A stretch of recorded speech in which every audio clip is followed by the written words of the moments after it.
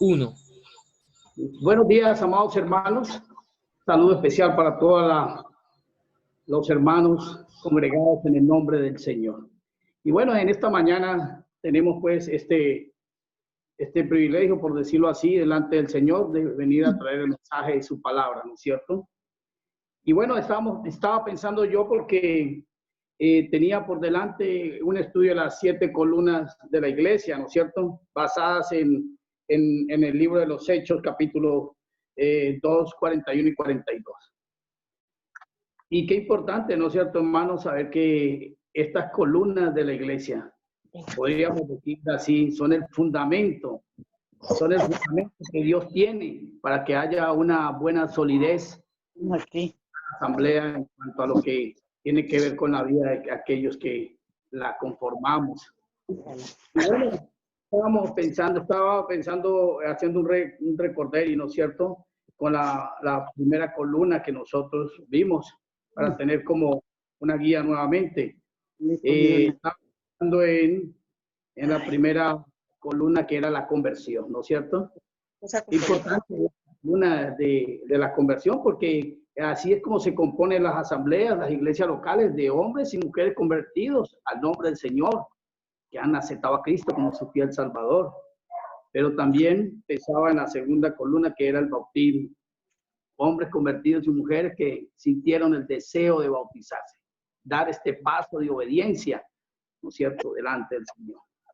Pero también hombres y mujeres convertidos y bautizados, llamados a la recepción de la iglesia, ¿no es cierto?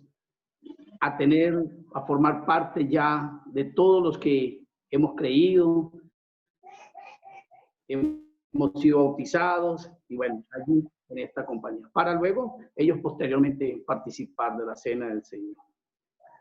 Y tenía por cuarto punto, la cuarta columna era la doctrina apostólica. Ahí había quedado en esa parte en cuanto a la doctrina apostólica, que es una columna muy demasiadamente, dijera yo, importante, porque tiene que ver con la doctrina apostólica, la doctrina que lleva la solidez de la vida congregacional. Desde ahí, de ese punto parto, entonces quedamos en la quinta columna. ¿Cuál es la quinta columna? Dice la palabra del Señor en Hechos 2:42, y perseveraban en la doctrina de los apóstoles, en la comunión unos con otros, en la comunión. Entonces la quinta columna viene siendo la comunión. Yo quiero ser muy enfático en esta quinta columna con respecto a la comunión, hermano. No es una comunión cualquiera, no es una comunión que nosotros podamos decir muy sumera, no. Es una comunión que lleva verdaderamente a tener allí a un grupo de hermanos verdaderamente creyentes, sólidos en su palabra, a tener una buena comunión. En el Nuevo Testamento hay una sola palabra que traduce comunión. Y yo pude encontrar el significado, aunque tiene más significado. Y su significado es tener algo en común, dos o más personas. Esto es lo que significa la comunión. Tener algo en común, dos o más personas. Y estaba basando esta comunión en tres aspectos. Una comunión básica. Primordialmente una comunión básica. Todo creyente, todo hombre y mujer que ha creído en el Señor y que formamos parte de una iglesia local, debemos tener una comunión básica. ¿Y cuál es esa comunión básica?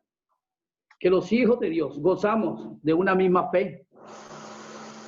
Creemos en el mismo Cristo, que es nuestro Salvador, ¿no es cierto? El cual recibimos en el momento ¿no es cierto? Creemos en el mismo Cristo que es nuestro Salvador. Tenemos el mismo Espíritu Santo. Oiga, eso nos debe identificar, tener una comunión, ¿no es cierto? No podemos tener comunión con uno que diga ser cristiano si no tiene el Espíritu Santo, ¿no es cierto? ¿Ya? No podemos tener comunión con uno que diga que es cristiano, pero no tiene la seguridad de la vida eterna, ¿no? No es salvo. ¿no es cierto? Como hay en muchas congregaciones, ¿no es cierto? No, yo soy cristiano, ¿no? Llevo 25 años en el Evangelio y usted ya es salvo. No, estoy procurando la salvación. Qué tristeza eso, ¿no es cierto? Entonces no podemos tener una comunión con este tipo de personas, ¿no es cierto? El Espíritu Santo, el cual recibimos el mismo día, ¿no es cierto? El mismo día que aceptamos a Jesús como nuestro gran Salvador. Tenemos la misma naturaleza divina, hermanos. Tenemos la misma naturaleza divina, ¿sí? ¿No es cierto? Tenemos la misma naturaleza divina. Todos participamos de esta misma naturaleza divina, ¿no es cierto? Somos santificados en Él.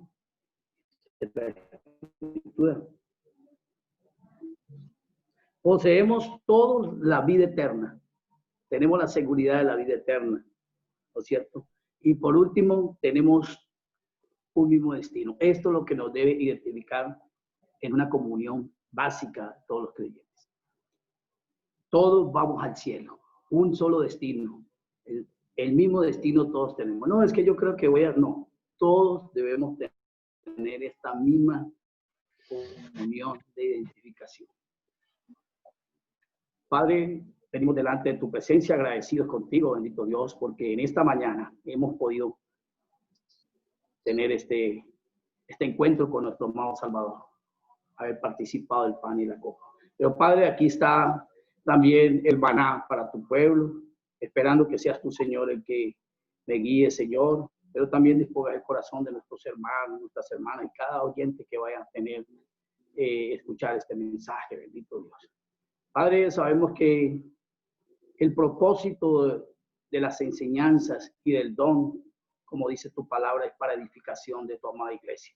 No es para la vanagloria y para exaltación del hombre, es para la edificación de tu amada iglesia. Ayúdanos, pues, bendito Padre. Queremos quedarnos en tus manos en el nombre del Señor Jesucristo. Amén. Amén.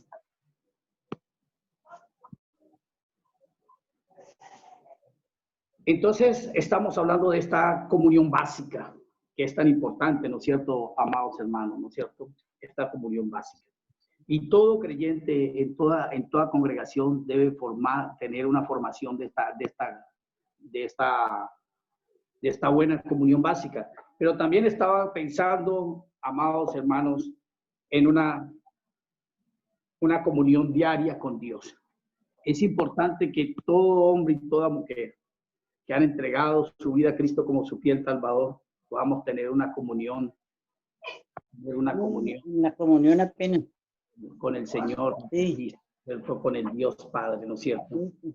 Todo creyente. Lo vamos a ver. ¿No es cierto? Sea gozosa y victoriosa de nuestra si no le me dijo, ya le pisa aquí y ya. Era con su padre y con su hijo. Claro. Hijo. Debemos tener siempre esta comunión con el Padre y con el Hijo. Dice en Primera de Juan, en la epístola, ¿no es cierto? Primera de Juan, vamos a ir rápidamente. Primera de Juan 1:3.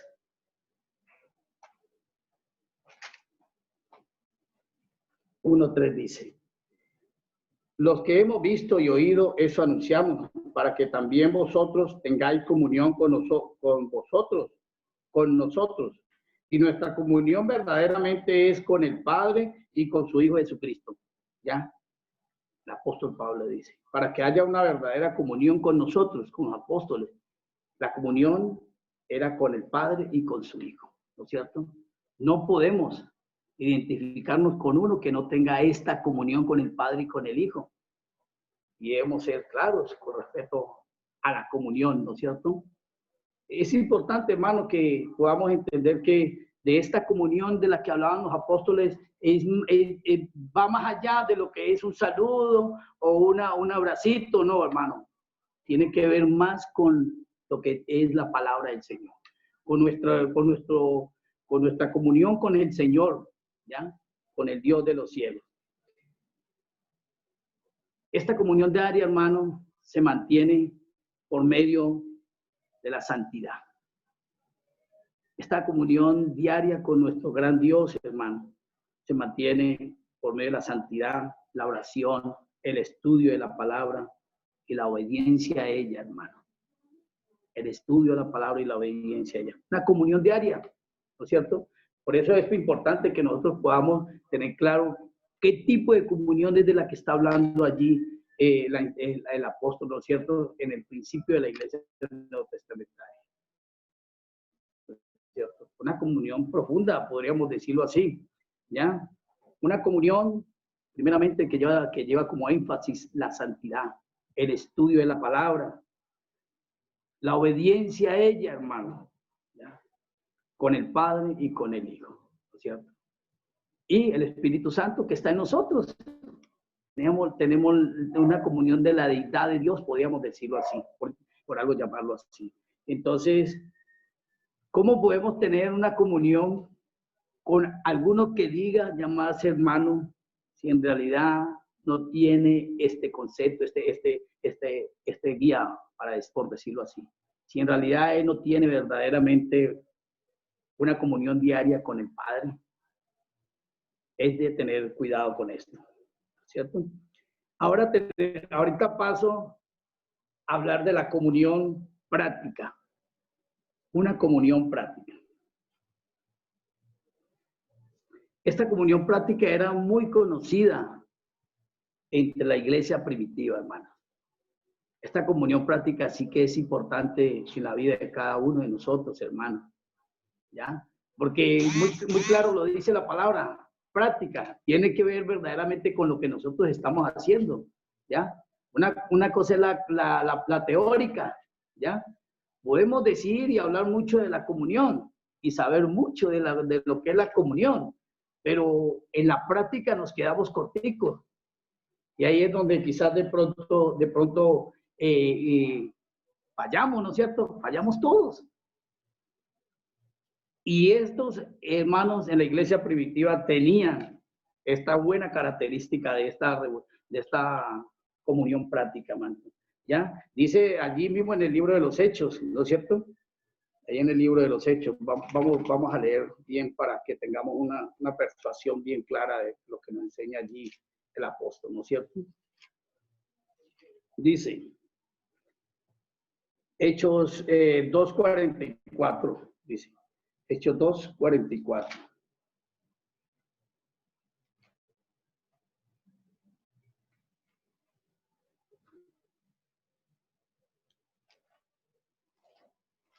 Dos 44 dice así, hermano. Todos los que habían creído estaban juntos y tenían en común todas las cosas. Dos cosas que lo caracterizaban en esta comunión, que estaban juntos, hermano. Mire, muchas veces tenemos comunión y creemos que estamos juntos, pero no estamos juntos, hermano. ¿Ya? A veces nuestra comunión es solamente presencial, hermano, ¿ya? De persona nada más, pero no tenemos verdadera comunión como hermanos, como verdaderamente el Señor quiere que nosotros tengamos esta comunión. Dice en el 44, los que habían creído estaban juntos y tenían en común, oiga, tenían en común todas las cosas. ¿Cierto? Yo puedo decir que esta comunión práctica ha decaído mucho en las iglesias contemporáneas, ¿no es cierto? Parece que ahorita en muchas de las congregaciones brilla por su ausencia esta comunión práctica, ¿no es cierto? ¿Por qué?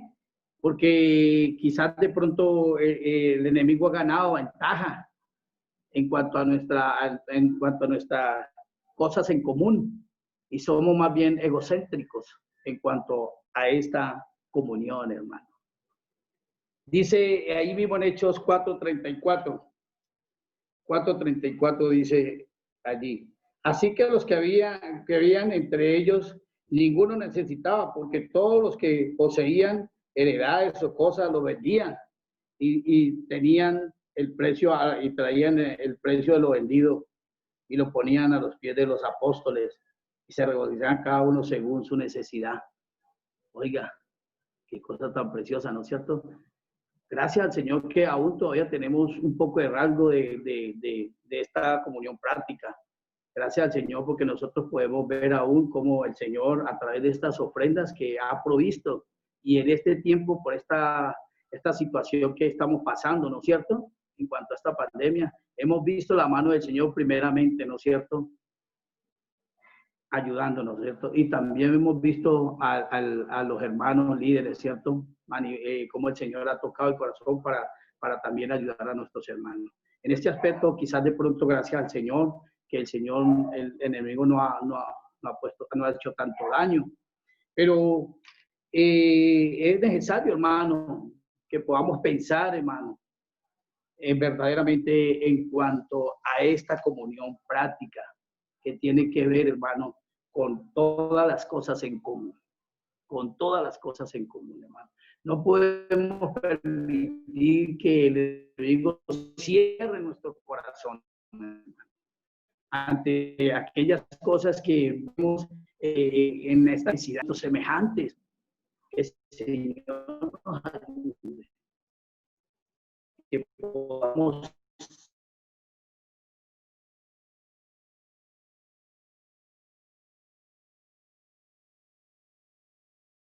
dar que recibir.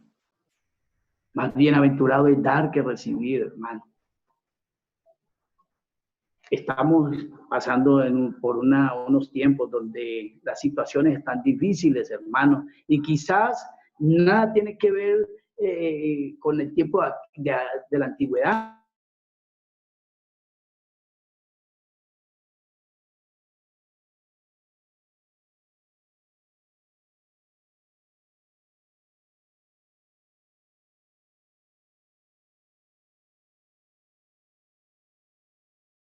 De pronto el contexto de esta idea. La idea es que nosotros no aferremos nuestro corazón a estas cosas materiales del mundo, hermano, a estas cosas que de pronto creemos que son tan importantes para nuestra vida, no, hermano. A eso es que yo quiero que de pronto lleguemos a pensar, hermano, porque nos volvemos a veces muy egocéntricos en esta condición. Y dice el versículo en Hebreos 13:16, y de hacer el bien y de la ayuda. No os olvidéis, porque esto le agrada a Dios. Dios se agrada de estas cosas, hermano. ¿Ya? Dios se agrada mucho, hermanos, de que asambleas tengan este buen deseo de ayudar, hermano. Ya cuando vemos, hermano, lugares donde más bien le sacan a la gente, hermano. Uno oye testimonios de lugares, hermano. Por eso es importante que nosotros podamos tocar estos temas como columnas de la iglesia, hermano. Columnas, hermano, son doctrinas sólidas que sostienen verdaderamente una congregación en el marco de la enseñanza hacia Dios, hermano. Y es importante, hermano, que nosotros podamos proseguir en esto. Pero también tenía la comunión de la congregación. Yo quiero que veamos dos aspectos de la comunión de la congregación. Podemos ver en la carta de los Filipenses. Podríamos decir que la carta de los Filipenses, el apóstol Pablo cuando menciona esta carta es como la carta de la feliz comunión. De la feliz comunión. Ahí en esa carta de los Filipenses nosotros encontramos mucho, hermano, que tiene que ver con la comunión, ¿ya? En muchos aspectos. Y eso nos ayuda a nosotros a pensar, hermano, de que la comunión no era algo sencillo, es algo que verdaderamente tiene peso profundo en la vida de cada creyente, en la vida de cada congregación, ¿no es cierto?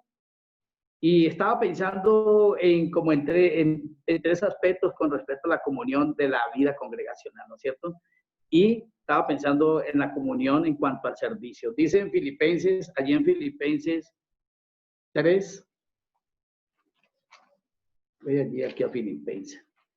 Filipenses 3, Filipenses 4:3 dice. Filipenses 4:3 dice. Asimismo te ruego también a ti, compañero fiel, que ayudes a estos que combatieron juntamente conmigo en el Evangelio, con Clemente también y los demás colaboradores míos, cuyos nombres están en el libro de la vida.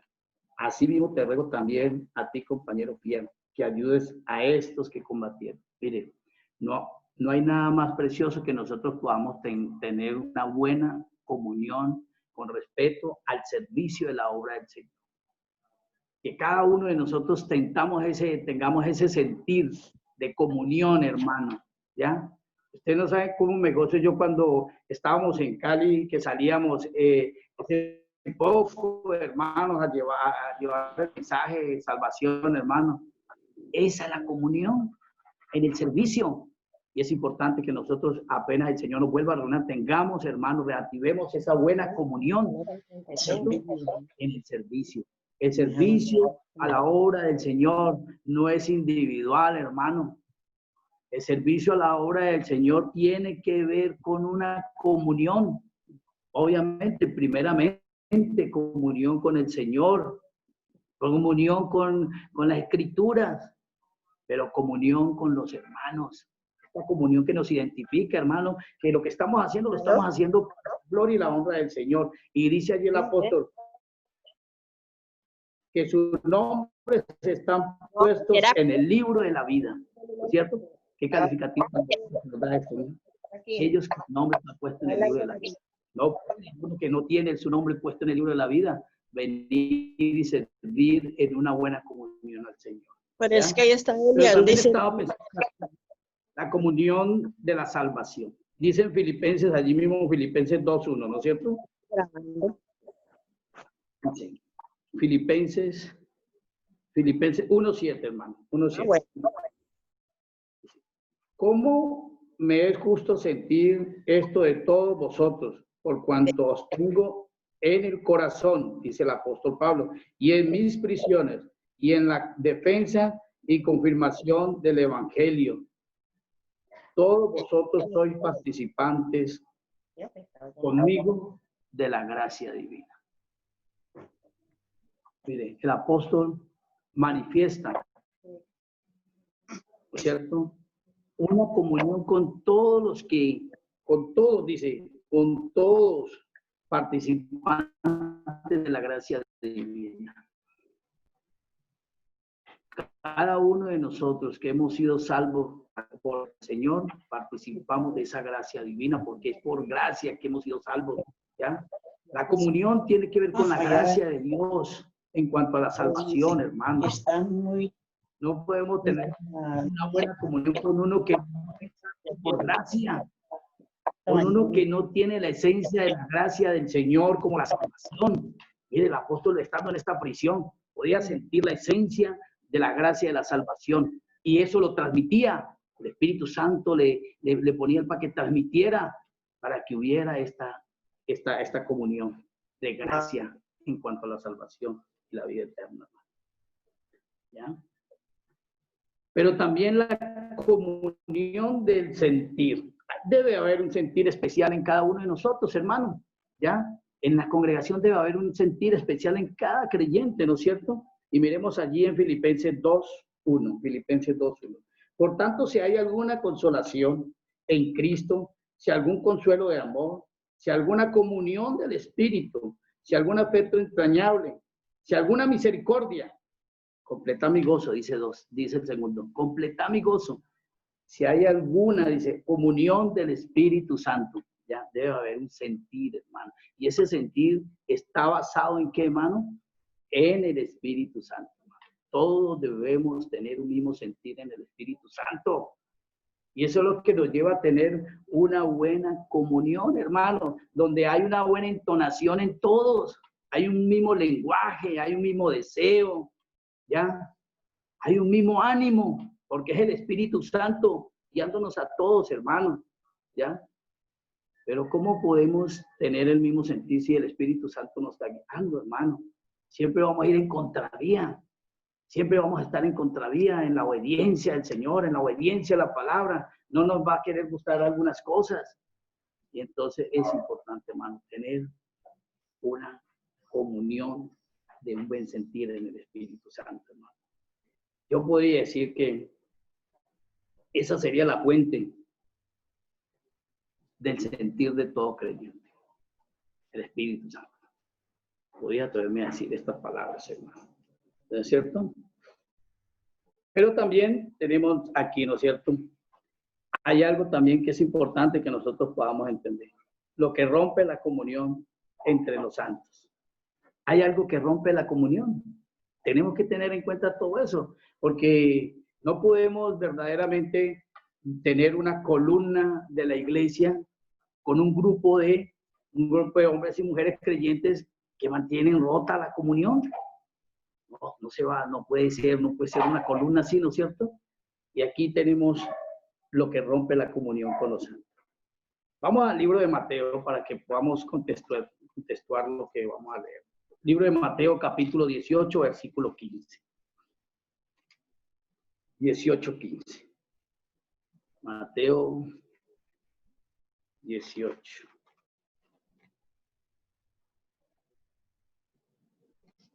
Uh-huh. 18, versículo 15.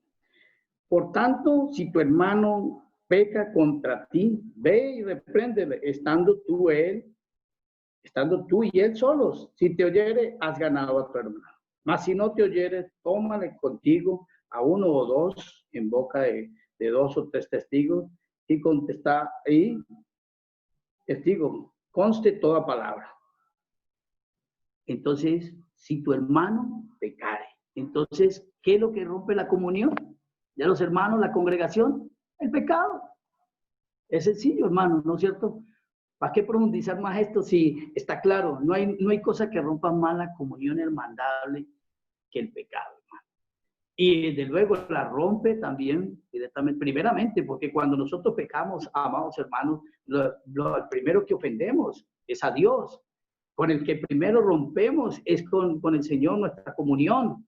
Y dice la palabra de Dios que contristamos el Espíritu Santo, lo apagamos dentro de nosotros, ¿no es cierto? Y entonces es importante tener esto. ¿Y por qué? Porque no va a haber una comunión correcta, ¿no es cierto? ¿No es cierto, hermano? ¿Ya? Es importante, hermano. El pecado rompe la comunión, ¿cierto? Pero también tenemos lo que no debemos tener en común. Hay cosas que en la comunión dentro de la asamblea no debemos tener en común, ¿no es cierto? Hay cosas. Por ejemplo, dice, no debemos tener comunión con ninguno de los incrédulos. No debemos tener comunión con los incrédulos. No tener afinidad con ellos. Ni cualquier asociación, hermano. ¿Ya? Es importante, debemos tener cuidado con esto. Sea en matrimonios, sea en negocios. ¿No es cierto? ¿Por qué? Porque la palabra dice que la luz no tiene comunión con las tinieblas, la injusticia no tiene comunión con la injusticia. Quiero hacer una énfasis allí en esta partecita porque quiero aclarar. Dice que no debemos tener comunión con ningún incrédulo, pero nosotros tenemos familiares incrédulos que no son creyentes. Incrédulos son los que no son creyentes, ¿sí o no? Pero, ¿cuál es el tipo de comunión que nosotros no debemos tener con ellos? ¿Ya? Es lo que yo quiero que de pronto aclaremos allí. No debemos tener ninguna comunión que tenga que ver con el pecado con ellos. Desde luego tenemos una comunión como familia, como personas, ¿no es cierto?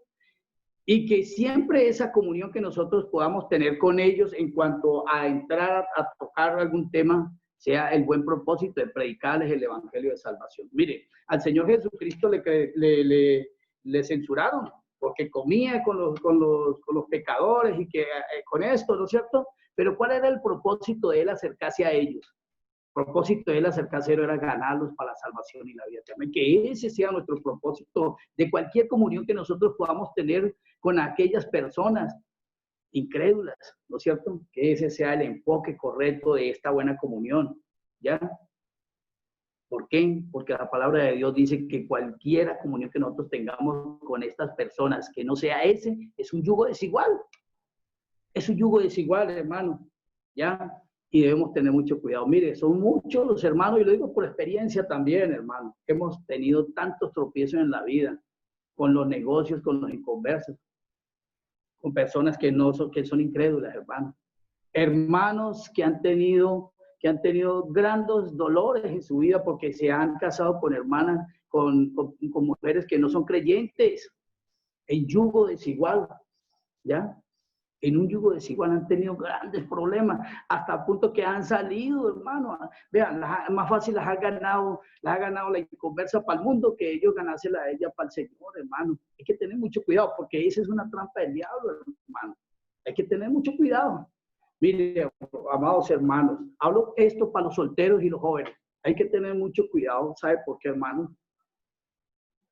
La comunión de la congregación tiene unos parámetros. Y nosotros aquí lo estamos viendo porque es una columna de la asamblea. Yo dijera que un hermano que tiene de pronto relación amorosa con alguna hermana de otra congregación, de otras asambleas, hermano, debe tener mucho cuidado, hermano. ¿Sabe por qué? Porque con ser que somos hermanos en el Señor Jesucristo, no hay una buena comunión con respecto a la enseñanza y a la doctrina. No se sujetan al Señor y a su palabra. Entonces ya eso forma un yugo de desigual. Ya eso vino a formar un yugo desigual y va a traerle problemas a usted, mi amado hermano o hermana. Por eso hay que tener cuidado con esta condición. ¿Ya? Dice ahí, va a leer la palabra porque es importante que no solamente miremos el punto de vista nuestro, sino que la palabra sea la que nos abre a nosotros también. Ya, 2 Corintios 6:14 dice.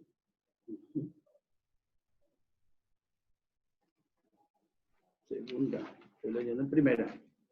Perdón. 6:14 dice la palabra del Señor. No os unáis en yugo desigual con los incrédulos.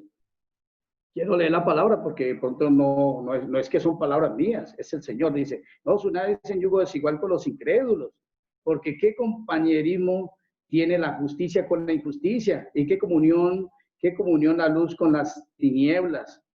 ¿Y qué concuerda Cristo con Belial? ¿O qué parte el creyente con el incrédulo? ¿Y qué acuerdo hay entre el templo de Dios y los ídolos? Porque vosotros sois templo de Dios, del Dios viviente.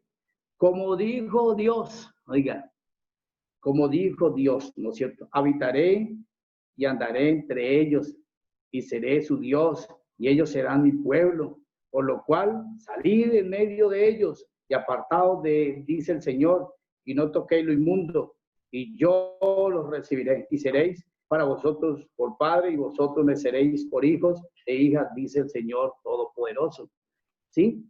Dice ahí en 2 Corintios 7:1, dice, así que amados, puesto que tenemos tales promesas, limpiémonos de toda contaminación de carne y de espíritus, perfeccionando la santidad en el temor del Señor. Teniendo tales promesas, ¿cuáles son las tales promesas que el Señor nos da aquí? Muy sencillo ahí, y dice la palabra de Dios, y dijo, como dijo Dios, ¿no es cierto? Habitaré en medio de ellos, habitará en medio de ellos. Una comunión en la que el Señor está habitando en medio de nosotros, ¿no es cierto? Y seremos un pueblo, dice, ¿no es cierto? Y por último dice, y vosotros seréis mis hijos y hijas, dice el Señor Todopoderoso, seremos hijos. Mire, hermano, debemos conservar, guardar la comunión, hermano, la comunión de la asamblea. Debemos de identificarnos, hermano. Y esta identificación, ¿saben en qué se basa, hermano? En que obedecemos la palabra, en que estamos ceñidos a la doctrina, en que no estamos metiendo el mundo a la iglesia, hermano, en que no estamos viviendo una vida en la iglesia como cristianos y en el mundo como mundanos. No, hermano, que nos preservamos como es, que nuestra comunión siempre va a estar con el Señor. Es importante, hermano, que nosotros podamos tener esta buena percepción de lo que es la comunión congregacional, ¿no es cierto, hermano? Pero ya casi para terminar, ninguna de estas condiciones de comunión, ninguna de estas condiciones de comunión de la iglesia del Señor, la hace ver como una de las columnas, hermano. Una congregación, una iglesia cristiana donde estas cosas, hermano, donde la comunión con las cosas del mundo, donde la comunión mundana, donde la carnalidad, hermano, donde el yugo desigual prevalece. Esa comunión no la podemos ver como una columna de la iglesia, hermano. Hay que tener mucho cuidado con respecto a esto, ¿no es cierto? Nuestra comunión siempre, siempre debe ser en luz, como dice allí en 1 de Juan 1:7, ¿no es cierto? Si andamos en luz, como Él andó, tenemos comunión unos con otros, ¿no es cierto? Tenemos comunión unos con otros.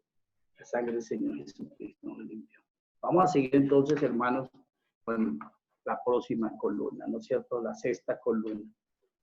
Es importante, hermano, dice, la sexta columna es la cena del Señor. Ya todos nosotros tenemos casi claro, ¿no? Toda la asamblea tiene claro porque se ha enseñado, se ha mostrado en cuanto a la enseñanza, ¿no es cierto? Se ha enseñado bastante con respecto a la enseñanza de lo que es la cena del Señor, ¿no es cierto?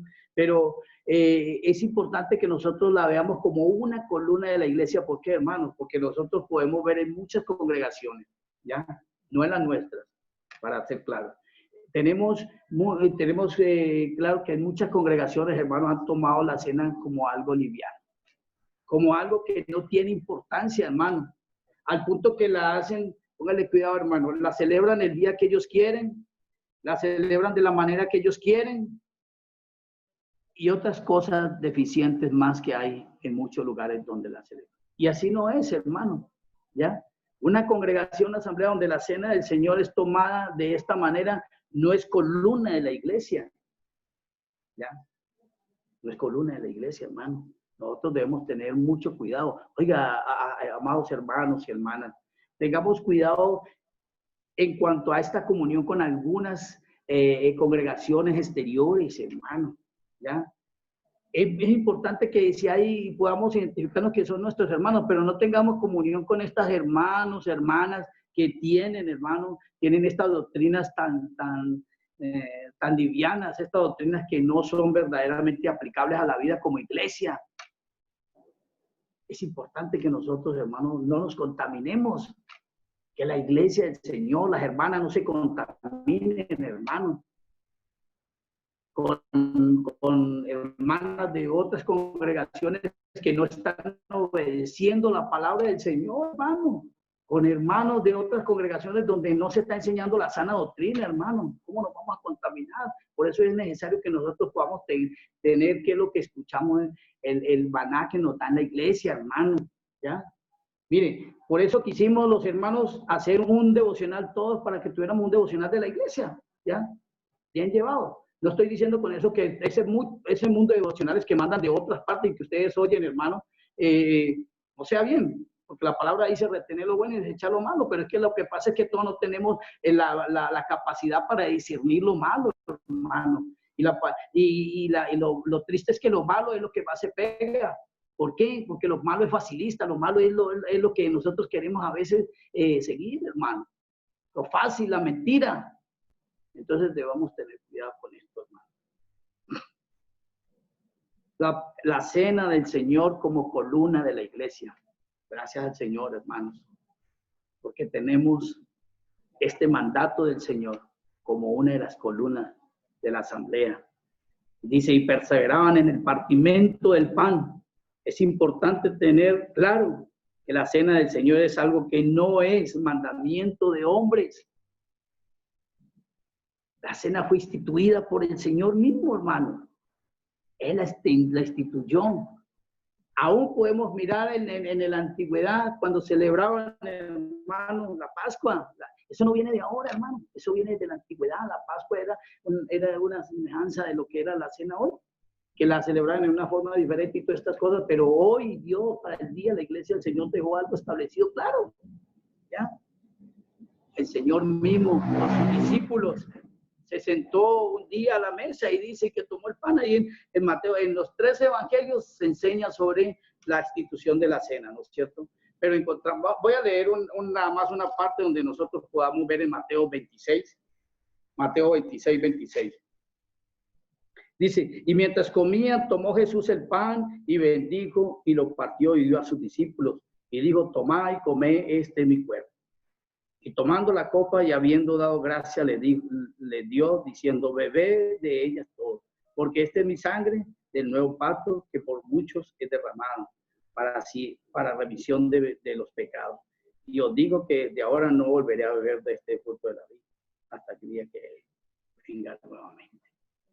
Él la instituyó, Él la estableció, en una manera sencilla y en una manera clara, ¿no es cierto?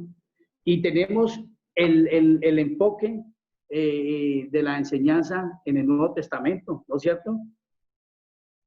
En Primera de Corintios, la revelación que el Señor le dio a Pablo para la iglesia, ¿no es cierto? Yo estaba pensando en esta revelación que el Señor le dio a Pablo en la iglesia y pensaba en la enseñanza que comenzó a dar nuestro hermano Jorge Osorio con respecto a la bienaventuranza, ¿no es cierto? Y pude pensar, hermano, en lo que él enfatizó, que la Escritura, que era el mismo Señor dando la enseñanza, ¿no es cierto? Y eso me llamó a mí mucho la atención en un sentido, ¿no es cierto? ¿Ya? ¿Por qué? Porque nosotros vemos aquí que una cosa es la inspiración divina, la que el Señor inspiró a través de los hermanos apóstoles para escribir o para dar mucho de su mandato, ¿no es cierto? Y esta porción aquí dice el apóstol Pablo, ¿no es cierto? Porque yo recibí del Señor lo que también os he enseñado, ¿ya? Él recibió directamente del Señor, ¿ya? Él recibió del Señor lo que he enseñado, ¿no es cierto? Que el Señor Jesús, la noche que fue entregado, tomó pan y habiendo dado gracia, lo partió y dijo, tomad y comed, este es mi cuerpo que por vosotros es partido, haced esto en memoria de mí. ¿Ya? No podía haberle dicho a ellos el día que se sentó con ellos que hiciera memoria de ellos, porque todavía no había ido a la cruz. Pero cuando le presentó el apóstol Pablo, hace memoria de mí. Memoria de lo que el Señor Jesucristo es un memorial, hermano. Y esa es la esencia de lo que nosotros venimos cada primer día de la semana, ¿no es cierto? Porque tenemos aquí la manera instructiva, pero también tenemos, hermano, la práctica, ¿ya? Que es donde muchos están confundidos, viven confundidos, ¿no es cierto? Y tenemos claramente, en Hechos 2:42 dicen, ¿no es cierto? Tenemos para perseveraban, dice, persistían cada primer día de la semana, y en Hechos 27, cada primer día de la semana, el domingo, ¿ya? Es importante, hermano.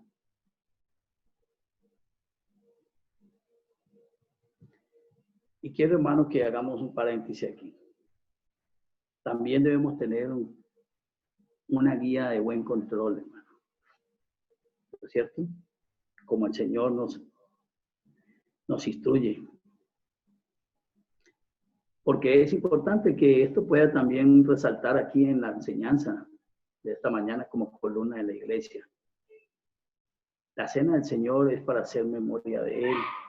Y cada uno de nosotros, los varones, hermanos, que estamos allí participando de la cena, en el momento que el Señor nos permita, debemos levantarnos y tomar parte, hermano. ¿Ya?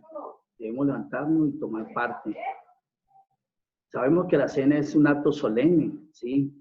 Pero no podemos quedarnos callados todo el tiempo. Debemos también participar de las escrituras, ¿no es cierto? Por eso es que nos levantamos y tomamos una porción de la escritura. Pero, hermano, esa porción tiene que ir como solamente un pensamiento hacia lo que tiene que ver con el sacrificio del Señor Jesucristo, en un acto de gratitud. No es un instante para dar un sermón o dar un ministerio de la palabra, no, hermano. Es un momento muy corto. Es un momento muy corto, porque debemos tener consideración con nosotros, hermanos, que traen para el Señor. Porque la idea es que cada uno de nosotros llevemos algo al Señor, de su palabra, de lo que Él nos da. Es importante que podamos tener esto claro, hermano.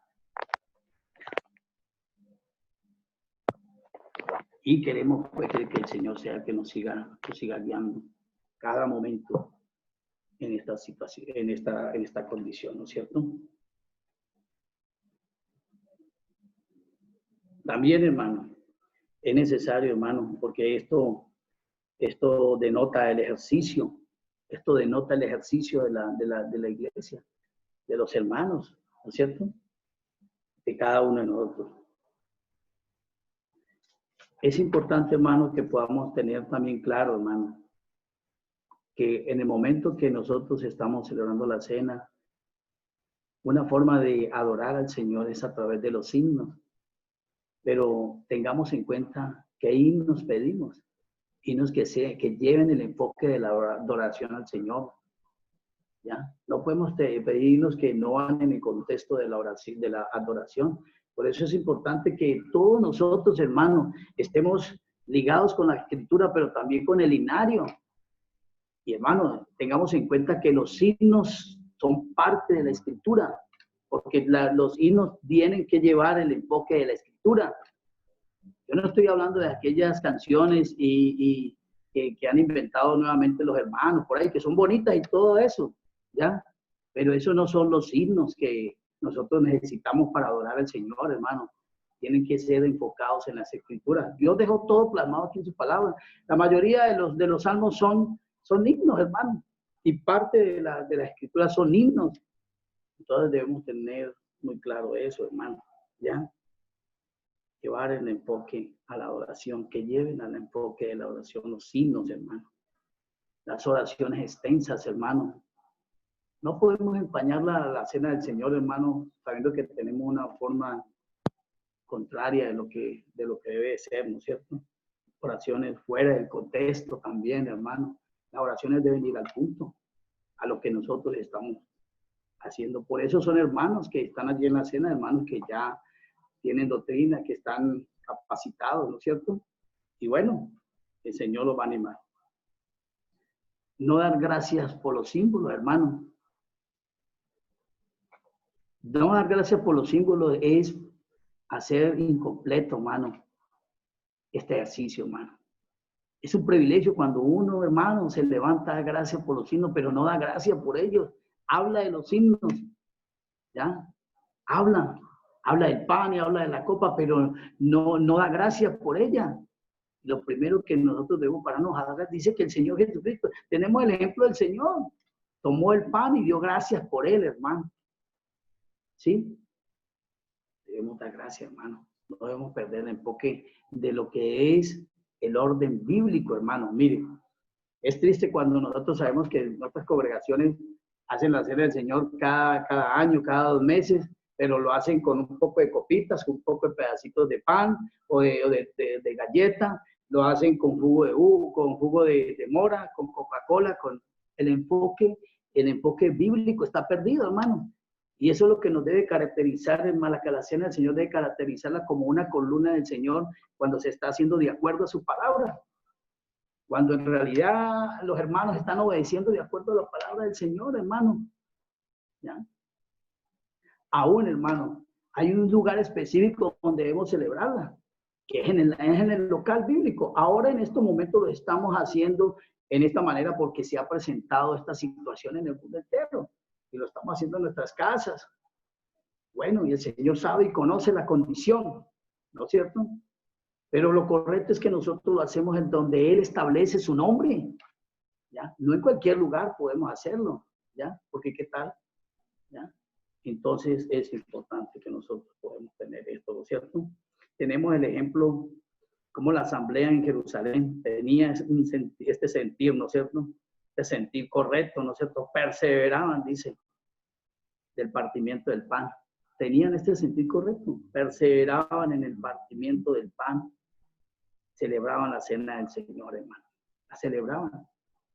¿Ya? Y yo no creo que a ellos se les hubiera quedado algo por fuera, hermano, con respecto a lo que venimos, en el enfoque que nosotros venimos trayendo, ¿no es cierto? Y es importante esto, hermano. Vemos como Pablo, ¿no es cierto? Pablo iba a la Pascua, pero se quedó allí, ¿no es cierto? Vemos cómo Pablo se quedó allí, ¿no es cierto? Con estos compañeros, esperando 7 días para ir el privilegio, ¿no? Para tener el privilegio de participar con los hermanos en la cena del Señor, ¿no es cierto? Ya leemos allí en una escritura cómo Pablo esperó, hermano, ¿no es cierto? Eso es que la cena del Señor es algo que nosotros terminamos de celebrarla y es algo que debe estar en nuestro deseo otra vez, de volver a estar con el Señor hasta que Él venga. ¿Por qué, hermano? Porque hacemos memoria de lo que Él sufrió, lo que Él padeció por cada uno de nosotros, pero también nos hacemos memoria de esta esperanza tan preciosa que tenemos cada uno de nosotros, que Él va a venir por su iglesia. Tenemos la promesa de Él, ¿no es cierto? Que Él va a venir por su iglesia, hermano, y que eso nos anima cada día a vivir una vida en comunión con Él, hermano, ¿no es cierto? Hermano, somos uno de los pocos, por decirlo así, en el mundo entero, ceñidos a la palabra, en la manera y práctica de la cena del Señor, como una columna de la iglesia, hermano. Somos unos pocos, hermano. Este es un buen testimonio para muchas personas que andan de iglesia en iglesia, confundidos, hermano, y que llegan a un lugar como a nuestras asambleas y dicen, este era el lugar que yo necesitaba, hermano, para congregarme. ¿Ya? Que esto nos ayude, que la cena del Señor es una columna de la iglesia, como la sexta columna de la iglesia. Y quiero seguir, hermano, ya para terminar, la séptima columna. Y me llama mucho la atención, hermano, cómo el Señor inspiró a estos hermanos, ¿no es cierto?, en esta séptima columna, ¿no es cierto? Y dice, en la comunión unos con otros, en el partimiento del pan y las oraciones. Las oraciones, hermano, ¿ya? La reunión de oración, hermano, y la oración en la vida del creyente forman una parte muy, pero muy importante, hermano. Demasiadamente importante, hermano. Perseveraban en las oraciones. Desde nuestro primer día de la fe hemos oído, ¿no es cierto? Hemos oído, ¿no es cierto? Hay la enseñanza, ¿no es cierto? De que orar es hablar con Dios. Cuando nosotros hablamos con Dios, ¿no es cierto? ¿Ya? Pero cuando leemos la Biblia, Dios nos está hablando a nosotros, ¿no es cierto? Por eso una persona en el mundo, ¿no es cierto?, puede orar mucho, ¿no es cierto? Puede que ore mucho, pero si no lee la Biblia, ¿cómo va a tener él la respuesta de Dios?